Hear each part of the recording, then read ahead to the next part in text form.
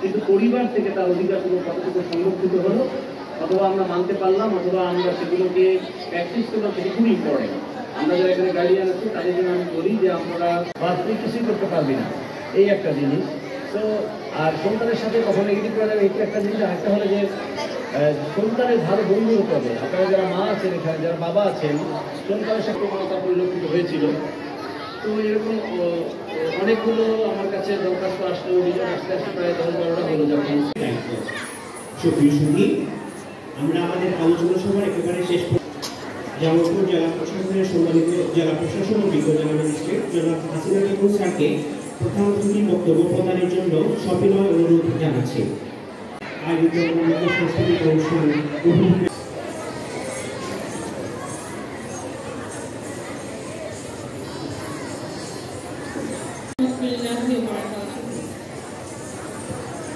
পুলিশের পক্ষ থেকে যে সমস্ত জায়গায় আমাদের কন্ট্রিবিউট করার জায়গা আছে শিশু অধিকার রক্ষার ক্ষেত্রে, আমরা সব কোথায় কখন কোথায় আসে, তার কাছে মোবাইল আছে কিনা। তো সে দিনের পর দিন যদি মোবাইলে কথা বলে থাকে রাত্রে বাসায়, কেন আপনি টের পেলেন না? তাহলে বাবা মা হিসেবে কিন্তু আপনি দায়িত্ব পালন করেননি, অর্থাৎ আপনার সন্তানের, শিশু সন্তানের যে অধিকার ছিল সেটি আপনি রক্ষা করেন। আর সন্তানদের জন্য বলি যে তোমাদের মোবাইল রাখার, অনেকেরই হয়তো মোবাইল আছে আমি জানি, অ্যাডাল্ট হওয়ার আগে, অ্যাডাল্ট মানে আমরা বলি যে 18 বছর বা মোর দেন দ্যাট, তো এই আগে আমার মনে হয় যে মোবাইল যে বাবা মারা দেই, যদি দিতেও পারি বা দেই, সেটি যেন এমন হয় যে একটা ছোট্ট বাটন মোবাইল হতে পারে, যে তার সঙ্গে কমিউনিকেট করা, সে স্কুলে গেছে বা প্রাইভেটে গেছে, সে সঠিক সময়ে পৌঁছালো কিনা বা আসলো কিনা, খেয়েছে কিনা, এটুকু জানার জন্য।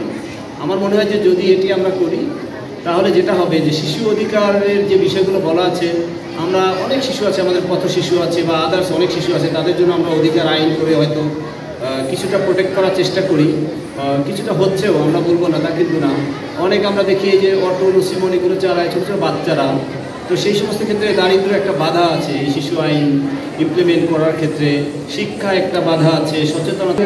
আমি জানি যে আমার সন্তানের হিসেবে কীভাবে আরও কার্যকর ভূমিকা পালন করতে পারি সেই বিষয়গুলো নিয়ে আজকে আমরা চিন্তা করতে এসেছি।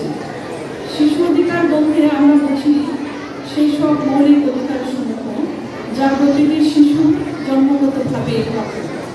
এইসব অধিকার শুধু আইনের মাধ্যমেই মানবিক দৃষ্টিকোণ থেকেও অত্যন্ত গুরুত্বপূর্ণ।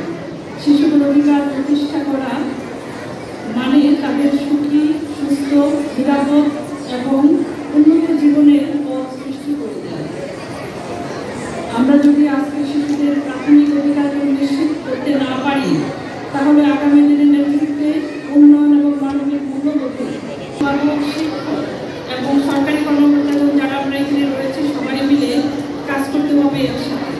শুধু সরকার নয়, আমাদের সাথে সমাজের প্রতিটি স্তরের মানুষকেই একই প্ল্যাটফর্মে এসে দায়িত্ব নিতে হবে। এখন আমরা এক জায়গায় একত্রিত হয়েছি এই দিবসটি প্রতিপালনের উদ্দেশ্যে। শিশুর অধিকার যা লঙ্ঘিত হচ্ছে, যেটা আজকে শিশুরা সহ অনেকেই বলেছেন, নানা ধরনের নির্যাতন, শিশু শ্রম, বাল্যবিবাহ, অপুষ্টি সহ নানা ধরনের চ্যালেঞ্জের মুখোমুখি রয়েছে আমাদের এই শিশু সমাজ। এইসব প্রতিরোধের জন্য আমাদেরকে আরও কার্যকরী পদক্ষেপ গ্রহণ করতে হবে। শিশু শ্রম এবং বাল্য বিবাহের মতো সামাজিক ব্যাধির বিরুদ্ধে আমাদেরকে কঠোর অবস্থান নিতে হবে।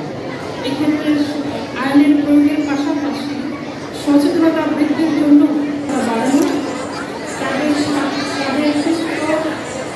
সাথে আমাদের ক বিভাগ প্রথম স্থান অধিকার করেছেন আরিবা তাজমিন ফেরদৌস। ডলফিন বেয়ে জোরে হাততালি দিয়েছেন। দ্বিতীয় স্থান অধিকার করেছে ইস্তিয়া হোসেন, পাঠালিয়া সরকারি।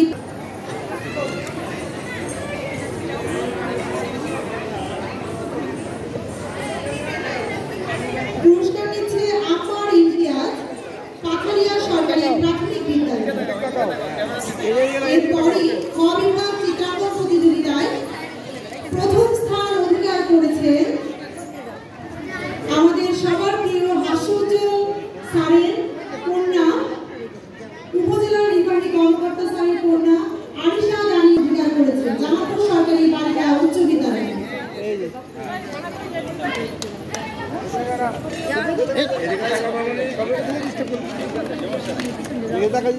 উপজেলা নির্বাচন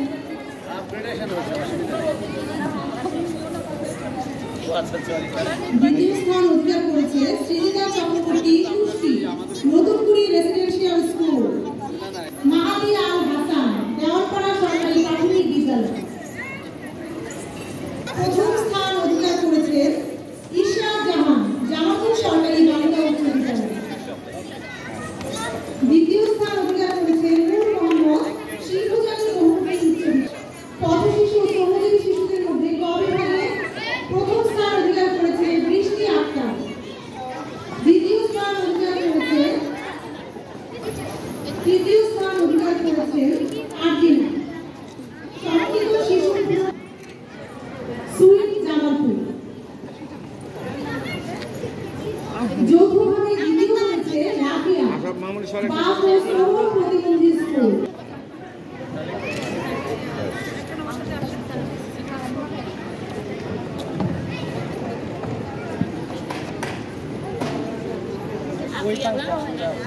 ফাহমিদা জামালপুর সরকারি বালিকা উচ্চ বিদ্যালয়।